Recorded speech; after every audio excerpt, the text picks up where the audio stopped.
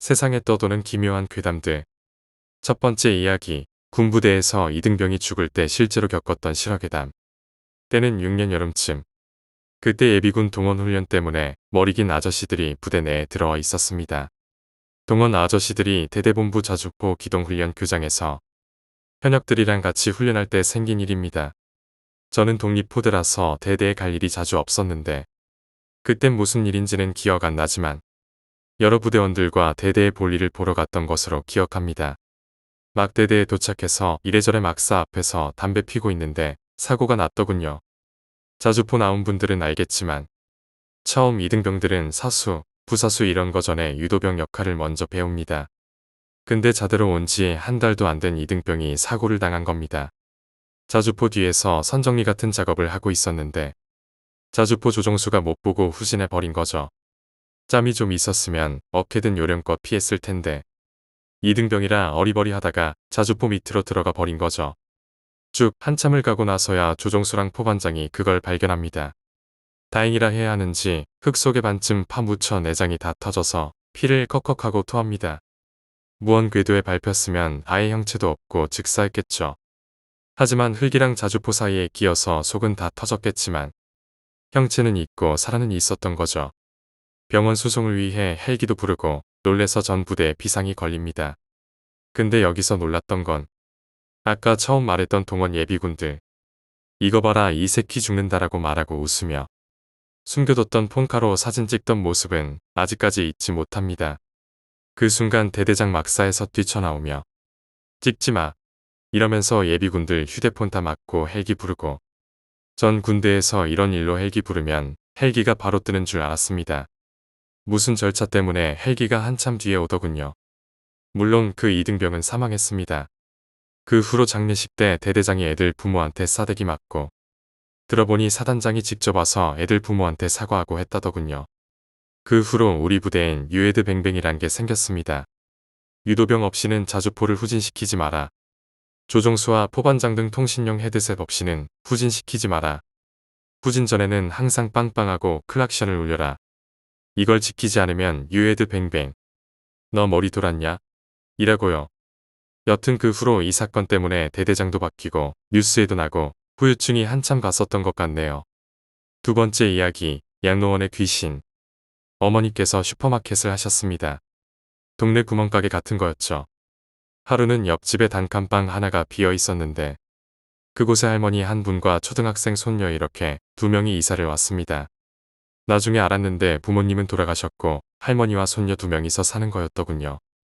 수입이 전혀 없어서 나라에서 보조금을 받고 생활하고 있었습니다. 이사 온 날 우리 집에 손녀와 함께 과자를 사러 왔는데 어머니와 할머니께서 아시는 사이더군요. 어떻게 아는지 들어보니 보름 전 아침 7시쯤 할머니와 손녀가 너무 추운데 갈 데가 없어서 잠시만 있어도 되겠냐고 하며 슈퍼에 들어왔다고 합니다. 그때가 12월이었습니다. 그래서 너무 안 돼 보여서 가게에서 팔던 호빵이랑 우유, 어묵 같은 것들을 그냥 주셨답니다. 그렇게 2~3시간 정도를 쉬시다가 나갔다더군요. 나중에 어머니께서 보름 전에 그 일은 아침에 어찌 된 거냐고 물으니 할머니께서 귀신 때문에 도망쳐 왔다고 하더군요. 할머니 말씀을 자세히 들어보니 할머니랑 손녀 둘이 사는데 수입은 없고 구청에 기초생활수급자인가 그런 걸 신청해 놨는데 구청 직원이 일단 지낼 곳도 없고 한이 동네 양로원에서 먹고 자고 하라고 했다고 합니다. 한 달 안에 살 집 조그마한 방 하나라도 얻어드릴 수 있도록 하겠다면서요. 양로원은 낮에는 동네 노인들이 와서 노시지만 밤에는 모두 집에 돌아가기 때문에 항상 비어 있으니 괜찮을 거라고 해서 양로원에 갔던 거였습니다. 첫째 날 밤에 손녀와 같은 방에서 자고 있는데 웃는 소리가 계속 들려서 잠에서 깼다고 합니다. 이게 무슨 소린가 해서 방문을 열어보니 대문 앞에 하얀색 한복, 소복 이런 걸 입은 여자 귀신이 죽을 듯이 노려보며 웃고 있었다고 합니다. 그때 그 양로원은 옛날식 목조 건물이고 화장실도 푸세식이며 옛날 집 창호지문으로 되어 있는 집이었습니다. 거의 사극에 나오는 집 같은 거라 보시면 됩니다. 너무 무서워서 문을 닫고 이불을 덮어쓰고 떨고 있었는데 그 웃음소리가 몇 시간째 계속되었다고 합니다. 손녀를 깨웠지만 이상하게 깨지 않았다고 합니다. 잠깐 용기를 내 문에 구멍을 살짝 내서 밖을 봤는데 할머니랑 눈이 딱 마주쳤다고 합니다. 그러면서도 계속 웃고 있었고요. 그날은 그렇게 첫날 밤이 지나갔습니다. 다음날 양로원에 놀러온 노인들에게 이 집에 귀신이 있다고 했으나 다들 무슨 소리냐며 그냥 웃고 말았다고 합니다.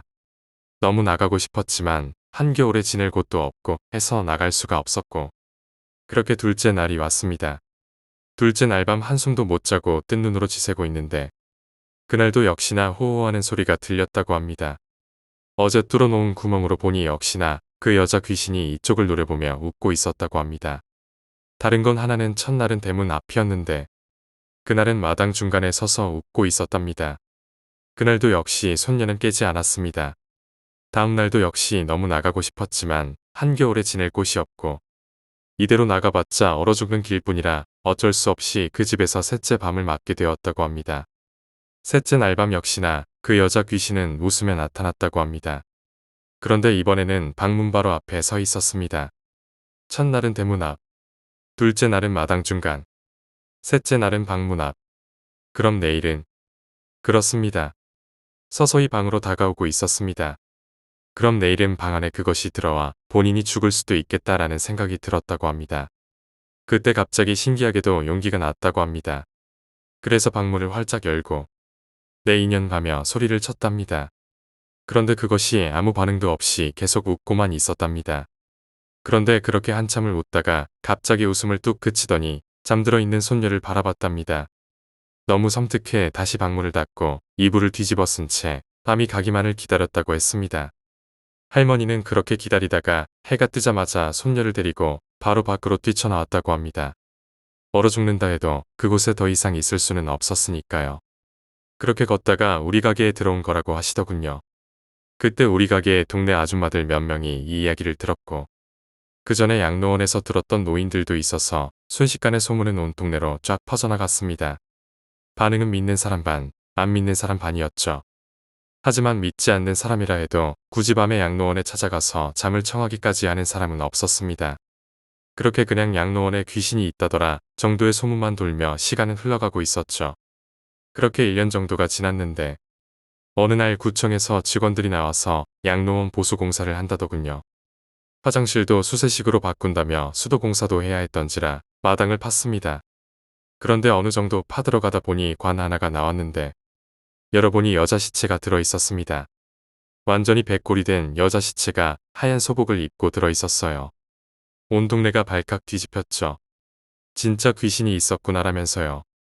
그렇게 관을 파내고 경찰들도 와서 조사하고 난리도 아니었죠. 그 당시 지역 신문에도 나왔던 사건이었죠. 양로원 보수공사 중 관이 나왔다 이렇게요.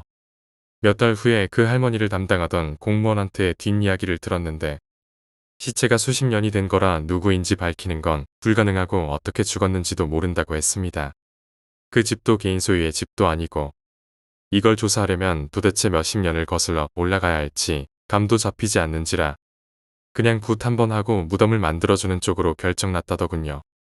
동네 사람들은 어째서 집 마당에 묻혀 있었는지 누가 시체를 집 마당에 묻는지 참 이상하다고 입을 모았습니다. 만약 사이코 살인범이 살인을 하고 자기 집 마당에 시체를 묻는다 해도 관에 넣어서 묻는 것도 이상하니까요.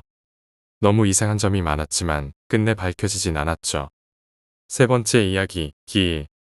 우리 집은 옆에 큰 대학교가 있어서 주변에 아파트가 많다. 집 오른쪽과 앞쪽이 모두 아파트다. 이 이야기는 2년 정도 전의 일이다. 내가 저녁 5시쯤 고등학교가 끝나서 돌아오다 우연히 우리 집 앞쪽의 아파트를 지나가게 되었다. 우리 집에 가까운 쪽에 2층 방의 창문과 커튼이 열린 채 불이 켜져 있었다. 빈 방으로 알고 있었던 곳이라서 자세히 봤더니 베란다 안쪽의 모습이 보였다. 방의 천장 부분밖에 보이지 않았지만 어쩐지 사람이 목을 매달고 있는 것처럼 보였다. 나는 설마 하며 마음에 몇 번이고 각도를 바꿔가며 자세히 살폈지만 밧줄이 확실히 보이고 그 아래에 사람 머리가 있었다. 얼굴 표정은 보이지 않았지만 목을 매서 자살한 것으로 보일 뿐이었다. 나는 집으로 돌아가서 마침 일찍 퇴근하셨던 아버지를 모셔왔다. 아버지도 역시 얼굴이 새파래져서 경찰에 신고했다. 그리고 아버지는 아파트 주인에게도 전화를 걸었다. 집 앞에서 기다리고 있자 경찰차와 구급차가 왔다. 그리고 경찰관 2명이 우리들 쪽으로 다가와 방의 모습을 살폈다. 분명히 목을 맨 것처럼 보이네요. 그리고 경찰관 한 명과 구급대원들이 아파트로 들어갔다. 잠시 뒤 수납차 한 대가 도착하고 집주인으로 보이는 사람이 아파트로 들어갔다. 그리고 경찰관이 방에 들어간 것인지 커튼이 쳐지고 창문이 닫혀서 더 이상 안의 모습은 볼 수 없었다. 나와 아버지는 아파트 앞에서 기다리고 있었다. 15분 정도 지나자 미안해하는 모습에 집주인과 경찰관, 구급대원이 나왔다. 집주인은 경찰관과 구급대원 한 명 한 명에게 미안하다고 사과하고 있었다. 구급차는 그대로 돌아갔다. 그리고 경찰관 한 명이 우리에게 다가와서 수고하셨습니다. 걱정하셨죠? 다행히 자살은 아니었습니다. 그렇습니까? 마치 자살하는 것처럼 보여서 죄송하게 됐군요. 그러자 경찰관은 아니, 그렇게 보는 것도 무리는 아닙니다. 실제로 정교한 마네킹이 매달려 있었거든요. 게다가 온몸에 부적을 붙여놨더군요. 저 방은 빈 방이라 집주인이 매달아 놓은 것 같습니다. 도대체 왜요? 라고 묻자 경찰관 두 명은 서로 얼굴을 마주보다가 입을 열었다. 말씀을 안 드릴 수도 없겠군요. 주인의 말에 따르면 오늘은 진짜 자살한 귀신이 나오는 날이어서 귀신이 나오기 전에 위조품을 매달아 놨다는 겁니다. 나와 아버지는 선뜻 이해할 수가 없어 머뭇거리고 있었다. 경찰관도 곤혹스러운 듯한 얼굴로 이렇게 말했다. 그러니까 오늘은 옛날 그 방에서 자살한 기일이라 매년 귀신이 나왔다고 합니다. 그래서 마네킹을 미리 매달아 놨더니 귀신이 나타나지 않았다는 겁니다. 2년 뒤 집주인은 아파트를 팔고 다른 곳에 사는 딸의 집으로 이사를 갔다고 한다. 그 아파트는 지금 허물어지고 편의점이 들어서 있다. 네 번째 이야기, 바다에서 온 사람. 내가 아직 초등학생이던 어느 여름날 겪은 실화다. 우리 집은 바다 근처에 있어 평소에는 여름이라도 시원하게 바닷바람이 불어온다. 하지만 그날은 유난히 바람이 불지 않는 그야말로 열대야였다. 아직 어려서 부모님과 함께 2층의 침실에서 자고 있던 나는 더위와 갈증에 자다가 깨어났다. 그리고 나는 냉장고에 가서 물을 마시려고 침대에서 일어났다. 그때였다. 기익기익하고 계단에 삐그덕거리는 소리가 울려 퍼졌다. 나는 아버지나 어머니가 1층에 있는 화장실에 다녀온 것이라고 생각하고 침대 쪽을 보았다. 하지만 아버지와 어머니는 사이좋게 침대에 누워 주무시고 계셨다.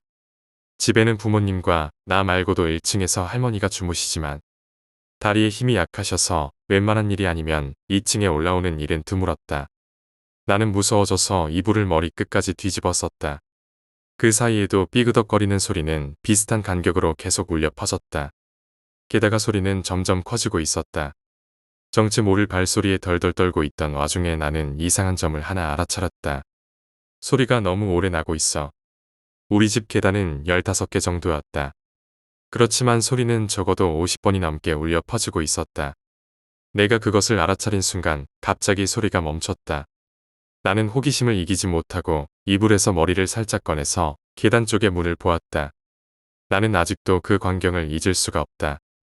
문에 붙어있는 불투명한 유리에 앙상하고 새하얀 얼굴이 바짝 붙어 있었다. 젖은 긴 머리를 유리에 찰싹 붙이고 마른 얼굴로 안쪽을 바라보고 있었다. 정확히 보고 있었는지는 알 수 없다. 유리가 불투명했던 탓에 그 얼굴에는 마치 눈이 없는 것처럼 보였기 때문이다. 하지만 그 표정에서는 어째서인지 괴롭다고 말하고 있다는 것이 전해져 왔다. 그리고 정신을 차렸을 때는 아침이었다. 일요일이었지만 아침 일찍 아버지가 나를 급하게 깨우신 것이었다. 너 어젯밤에 무슨 일을 했었니? 아버지의 질문에 나는 어젯밤의 일을 떠올렸습니다. 그리고 계단에서 울려 퍼지던 소리와 불투명한 유리에 붙어있던 기분 나쁜 얼굴에 대해 이야기했습니다. 그러자 아버지의 얼굴이 말 그대로 새파랗게 질렸습니다. 아침이라 해도 떴고 옆에 아버지도 계셨기 때문에 나는 주저하지 않고 어젯밤에 얼굴이 붙어있던 그 문을 열었습니다. 그 순간 바다에서 풍기는 비린내가 느껴졌습니다. 바다에서 느껴지는 것보다 몇 배는 진했습니다. 하지만 그것보다 더 놀라웠던 것은 계단의 모습이었습니다. 아마 바닷물인 것 같은 미끄러운 액체가 계단 투성이었고 해초 같은 것이 계단 가득 붙어 있었습니다. 나무로 만들어져 갈색이어야 할 계단은 새까맣게 물들어 있었습니다. 아빠, 이게 뭐야? 내가 그렇게 말하며 해초 같은 것에 손을 뻗은 순간 손대지 마라. 평소에는 자상하던 아버지가 소리를 질렀습니다. 하지만 나는 그것을 이미 손에 댄 후였습니다. 그것은 해초가 아니었습니다. 머리카락. 그랬습니다. 계단을 새까맣게 메우고 있던 것은 해초가 아니라 엄청난 양의 머리카락이었습니다. 아버지는 곧바로 내 손에서 머리카락을 뺏어서 던져버리고 손을 수건으로 몇 번이고 닦은 후 나를 꼭 껴안았습니다. 그 후 아버지는 경찰에 신고를 했지만 수사는 전혀 진전되지 않고 누군가의 장난으로 남게 되었습니다. 그 이후로 나무가 삐그덕거리는 소리를 들을 때마다 나를 보고 있던 그 얼굴이 떠오르곤 합니다. 5번째 이야기, 다리. 내가 살고 있는 곳은 상당히 벽지여서 TV 전파가 끊길 때도 있고 광 케이블은 들어오지도 않았습니다. 버스도 1시간에 1대가 겨우 오는 시골입니다. 하지만 바다가 바로 옆에 있어서 나는 매우 좋아하는 곳이기도 합니다. 지금 내가 살고 있는 집은 62년 전에 할아버지가 지으신 집입니다. 그렇게 낡은 집이기 때문일까 우리 집에는 정체 모를 것들이 종종 나타나곤 합니다. 내 방 앞을 왔다 갔다 하는 소복을 입은 여자라던가 복도 끝에서 스르륵 사라지는 머리카락, 몇 번을 닫아도 잠시 후에는 반쯤 열려있는 우물, 익사한 것 같은 사람의 뒷모습 말입니다. 하지만 그런 이상한 것들 중에도 무서운 것과 무섭지 않은 것은 명확히 나눠집니다. 익사한 사람의 모습은 몹시 무서웠지만 방 앞을 지나가는 여자나 머리카락은 그닥 무섭지 않습니다. 하지만 지금부터 내가 이야기하려는 것은 무서운 것을 넘어 기분이 가장 나빴던 체험입니다. 그 사건은 내가 중학교 3학년 때 일어났습니다. 고등학교 입시를 앞둔 어느 날 밤 나는 꽤 늦은 시간까지 공부하다 목욕을 하게 되었습니다. 아마 새벽 1시 정도였을 것입니다. 몸을 씻은 뒤 머리를 감았습니다. 눈을 감고 별 생각 없이 머리를 감고 있었습니다. 그런데 그때 등 뒤에서 위화감이 느껴졌습니다. 마치 누군가가 등 뒤에 서 있는 것 같은 느낌이었습니다. 나는 기분 탓이라고 자신에게 말하면서 계속 머리를 감았습니다. 아까 말했던 것처럼 우리 집에 나타나는 것들은 그리 무섭지 않은 것들이 더 많습니다. 하지만 보고 나서 기분이 좋은 것은 딱히 없기에 그리 보고 싶지는 않았던 것입니다. 나는 머리에 거품을 물로 씻어내고 조심스럽게 눈을 떠서 거울을 봤습니다. 그리고 그것이 보였습니다. 선반에 그것이 서 있었습니다. 검은 소년의 다리가 하나 조용히 멈춰 서 있었습니다. 거울로 보이는 것은 무릎에서 조금 위쪽까지여서 성별은 알 수 없었습니다. 하지만 어째서인지 직감적으로 소년의 다리라는 것이 느껴졌습니다. 그 다리는 상처와 진흙투성이었습니다. 나는 곧 사라질 것이라고 생각하면서 거울 속을 계속 보고 있었습니다. 그러자 그 다리에 변화가 나타나기 시작했습니다. 다리에 붙은 무수한 상처들이 곪기 시작하더니 구더기 같은 작은 벌레들이 들끓기 시작했습니다. 나는 그것을 보고 역겨움을 참을 수 없어 토하기 시작했습니다. 그리고 다음 순간 나는 너무나도 끔찍한 광경을 보게 되었습니다. 거울 속의 다리가 썩어서 너덜너덜해져 살점과 피부가 벗겨져 떨어지는 것이었습니다. 평소 고어 영어를 좋아하던 나였지만 도저히 그 광경을 보고 있을 수가 없었습니다. 나는 계속 토했습니다. 욕실의 위에게 신 냄새가 풍겼지만 위 안에 있는 모든 것을 토해내기 전까지는 도저히 버틸 수가 없었습니다. 나는 토하는 것이 멈추자마자 다리가 있던 곳에서 최대한 멀리 떨어지며 방으로 도망쳤습니다. 그리고 며칠 동안은 그 다리의 모습이 머릿속에서 지워지지 않아 고기를 먹을 수가 없었습니다. 시간이 지난 뒤 할머니에게 그 일을 말했더니 할머니는 어두운 표정으로 이런 이야기를 해주셨습니다. 옛날 이 근처는 석회암이 많이 나서 광산이 많았단다. 너희 할아버지도 광산에서 일을 하셨지. 그런데 할아버지 동료 중에 다이너마이트에 폭사한 사람이 있었어. 어쩌면 그 다리는 그 사람 다리일지도 모르겠구나. 그 다리가 왜 내 앞에 나타났는지는 모르겠습니다. 하지만 다음번에 또 보게 된다면 부디 성불하기를 빌어주어야겠습니다. 6번째 이야기, 한밤중에 드라이브. 20여 년 전 내가 아직 중학생이던 때의 일입니다. 당시 나의 친척 중에는 티라는 아줌마가 계셨습니다. 내가 어렸을 적에는 상냥하고 말도 잘하는 분이셨지만 신랑이 병으로 죽고 나서 성격이 바뀌어 우울증에 빠졌다고 합니다. 어느 날 밤 농구 동아리의 연습 때문에 늦게까지 학교에 있었습니다. 아마 저녁 8시 반쯤 되었을까요? 체육관에 T씨가 찾아오셨습니다. 나는 친척분이 찾아오셨어요. 라고 선생님에게 말씀드렸고 선생님은 현관으로 가서 T씨와 대화를 나눴습니다. 다시 돌아온 선생님은 심각한 얼굴이셨습니다. 아버님께서 교통사고를 당하신 모양이다. 네? 그럴 리가. 친척분께서 차를 가지고 데리러 오셨다니까 어서 가보거라. T씨와 만난 것은 몇 년 만이었지만 기억에 확실히 남아 있었기에 본인인 것은 확실했습니다. 나는 놀라서 T씨의 차에 탔습니다. 차가 출발하고 밤길을 달리며 나는 T씨에게 여러 가지를 물어보았습니다. 아버지는 지금 어디 계세요? 병원에. 어디 있는 병원인가요? 여기서 조금 더 가면 있어. 상태는 어떠신데요? 나도 잘 몰라. 어쩐지 매정한 대답뿐이었습니다. 운전은 제대로 하고 있었지만 감정이 전혀 느껴지지 않는 모습이었습니다. 계속 차를 타고 가면서 점점 이상한 점들이 느껴지기 시작했습니다. 차가 계속해서 교회 쪽으로 나가고 있는 것이었습니다. 대부분의 병원은 모두 시내에 있는 데다 시 바깥쪽은 산지여서 다른 도시까지는 한참 걸립니다. 내가 질문을 해도 매정하고 짧은 대답뿐이고 옛날 이야기를 꺼내려 해도 그래라는 대답뿐이었습니다. 내 옆에서 운전하고 있는 이 사람이 정말 T씨인가 의심이 될 정도였습니다. 그 사이 자동차는 다른 시로의 경계까지 도착했습니다. 어느새 주변에는 가게 하나 보이지 않고 산속의 민가가 몇 곳 보일 뿐입니다. 나는 위험하다 싶어 아직 문을 열고 있는 슈퍼마켓 앞에서 동아리에 연락할 게 생각나서 잠깐 전화 좀 할게요. 라고 말하고 억지로 내렸습니다. 슈퍼마켓 안에서 창문으로 몰래 밖을 내다보니 T씨는 주차장에 차를 세우고 천천히 가게로 오고 있었습니다. 몹시 기분 나쁜 예감에 나는 서둘러 반대편으로 달려나갔습니다. 다행히 도로에 지나가던 택시를 잡아서 그대로 집까지 갔습니다. 집에 도착한 나는 어머니에게 택시비를 부탁하고 안으로 들어갔습니다. 아버지가 편하게 거실에 앉아서 맥주를 마시며 TV를 보고 계셨습니다.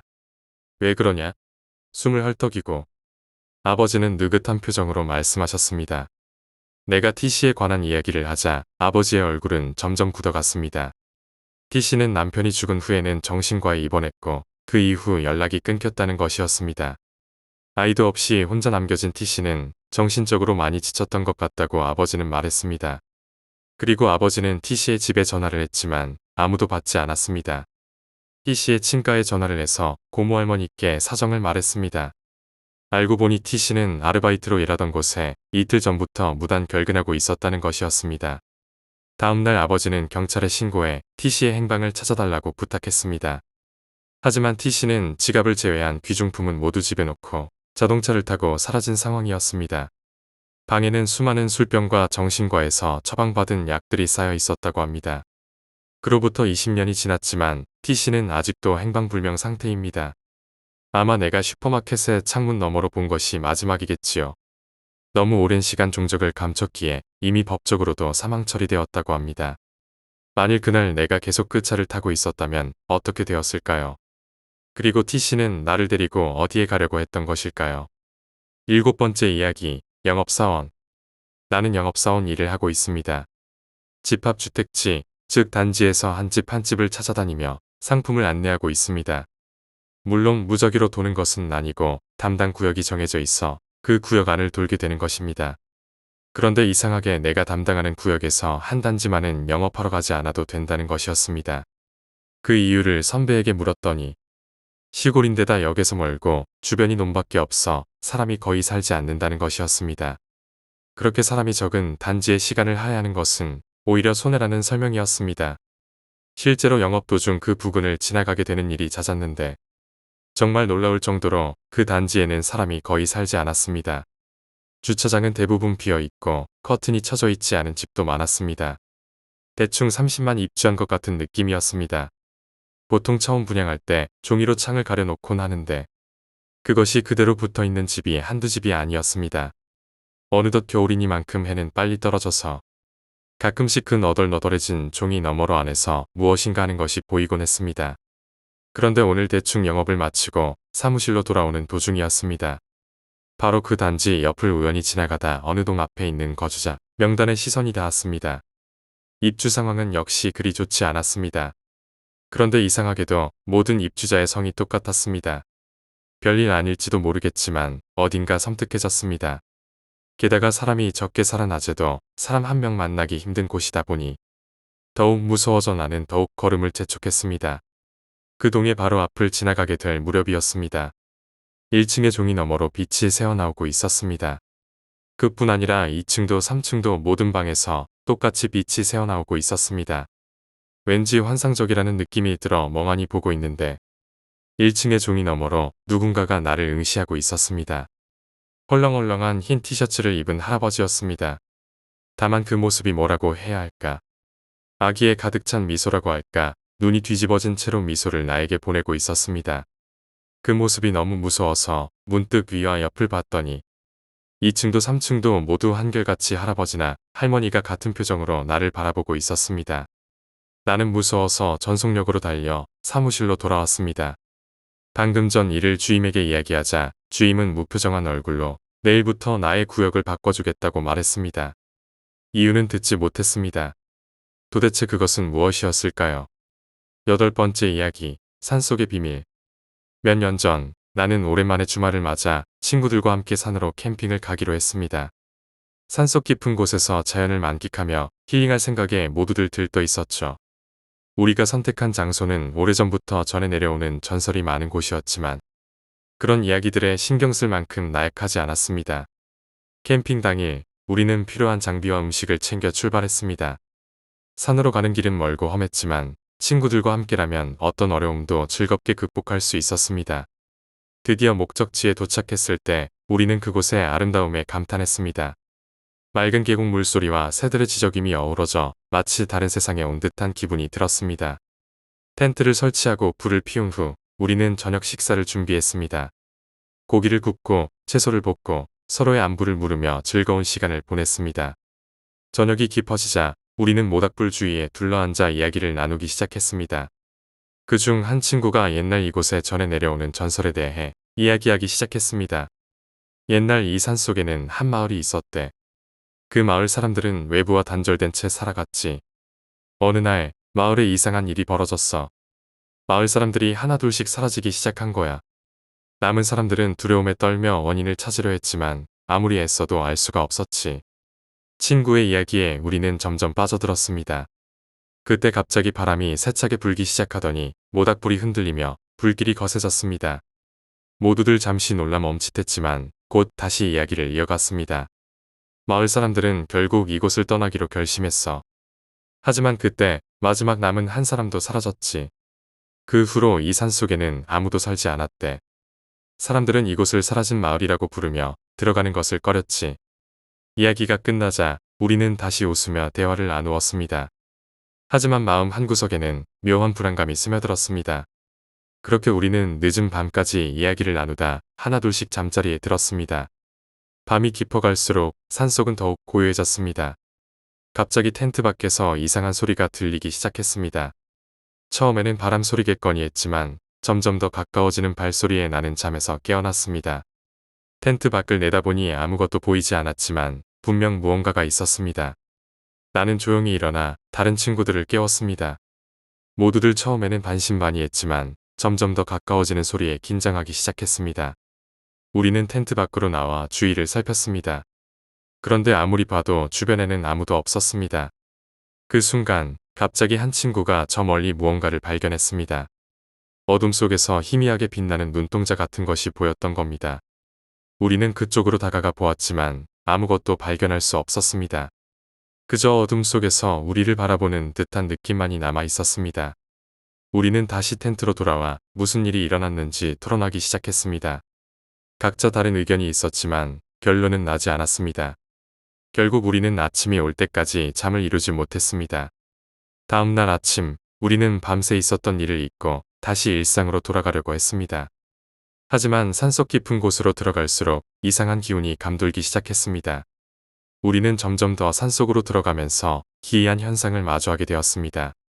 어느 순간 우리는 오래된 폐허 같은 건물 앞에 도착했습니다. 이곳이 친구가 이야기했던 사라진 마을일지도 모른다는 생각이 들었습니다. 우리는 호기심에 이끌려 건물 안으로 들어갔습니다. 안은 어둡고 서늘하며 오래된 먼지와 곰팡이 냄새가 가득했습니다. 건물 안을 둘러보던 중 우리는 한 방에서 낡은 일기장을 발견했습니다. 일기장은 이곳에서 일어났던 기이한 사건들을 기록한 것이었습니다. 일기장 속의 이야기는 친구가 들려준 전설과 매우 흡사했습니다. 마을 사람들이 하나둘씩 사라졌고 마지막 남은 사람도 흔적 없이 사라졌다는 이야기였습니다. 일기장을 읽던 우리는 한 가지 사실을 깨달았습니다. 이곳에서 무언가 끔찍한 일이 벌어졌다는 것입니다. 우리는 더 이상 이곳에 머무를 수 없다는 생각에 서둘러 건물을 나왔습니다. 하지만 그 순간 우리는 이상한 소리를 다시 듣게 되었습니다. 이번에는 더욱 명확하게 들렸습니다. 무언가가 우리를 따라오고 있었습니다. 우리는 급히 캠핑 장비를 챙겨 산을 내려오기 시작했습니다. 하지만 내려오는 길은 험난하고 발걸음은 점점 무거워졌습니다. 무언가가 우리를 쫓아오고 있다는 두려움에 우리는 더욱 빨리 움직이려 했습니다. 그때 갑자기 한 친구가 넘어지며 비명을 질렀습니다. 우리는 급히 친구를 일으키며 상황을 살폈습니다. 하지만 친구는 다리를 다쳐 더 이상 걷기 힘들어 보였습니다. 우리는 친구를 부축하며 천천히 내려오기로 했습니다. 그러던 중 우리는 저 멀리서 작은 오두막을 발견했습니다. 오두막은 오래된 것처럼 보였지만 지금 상황에서는 피할 곳이 필요했습니다. 우리는 오두막으로 들어가 문을 잠그고 안에서 상황을 정리하기 시작했습니다. 오두막 안은 조용하고 안전해 보였지만 우리는 여전히 두려움에 떨고 있었습니다. 친구는 다리 통증으로 고통스러워했지만 우리는 최대한 안정을 취하려 노력했습니다. 그러던 중 오두막 한쪽 구석에서 낡은 라디오를 발견했습니다. 우리는 라디오를 켜보려고 했지만 전원이 들어오지 않았습니다. 그러나 갑자기 라디오에서 잡음과 함께 이상한 소리가 들리기 시작했습니다. 처음에는 무슨 소리인지 알 수 없었지만 점점 더 명확해졌습니다. 라디오에서는 마치 누군가의 목소리가 들리는 듯했습니다. 우리는 소리를 집중해서 들으려 했습니다. 여기서 나가라. 이곳은 위험하다. 목소리는 분명히 우리에게 경고하는 것이었습니다. 우리는 그 소리에 더욱 공포를 느끼며 오두막을 나서기로 결심했습니다. 친구를 부축하며 다시 길을 나섰습니다. 하지만 산을 내려오는 길은 여전히 험난했고 우리는 지쳐갔습니다. 그때 저 멀리서 반짝이는 불빛이 보였습니다. 우리는 그 불빛을 따라가기로 했습니다. 불빛은 점점 더 가까워졌고 우리는 결국 한 무리의 등산객들을 만났습니다. 그들은 우리를 보고 놀라며 다가왔습니다. 우리는 그들에게 상황을 설명했고 그들은 우리를 도와주기로 했습니다. 등산객들은 우리를 안전한 곳으로 안내하며 친구의 상태를 살폈습니다. 다행히 큰 부상은 아니었지만 우리는 빠른 치료가 필요했습니다. 산을 내려와 마을에 도착했을 때 우리는 긴장이 풀리며 안도의 한숨을 내쉬었습니다. 등산객들은 우리를 병원으로 안내했고 친구는 치료를 받았습니다.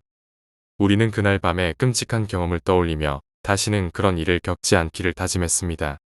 그 후로 몇 년이 지나도 그날의 기억은 잊히지 않았습니다. 우리는 종종 그 이야기를 나누며 그날의 공포를 되새기곤 했습니다.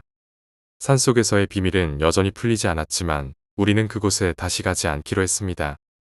그날 밤의 경험은 우리에게 많은 것을 깨닫게 해주었습니다. 자연의 아름다움 뒤에는 언제나 위험이 도사리고 있다는 것을, 그리고 전설이나 이야기는 단순한 상상이 아니라 실제로 일어날 수 있는 일이라는 것을. 우리는 그날의 경험을 통해 더욱 신중해졌고 자연을 존중하며 살아가기로 다짐했습니다.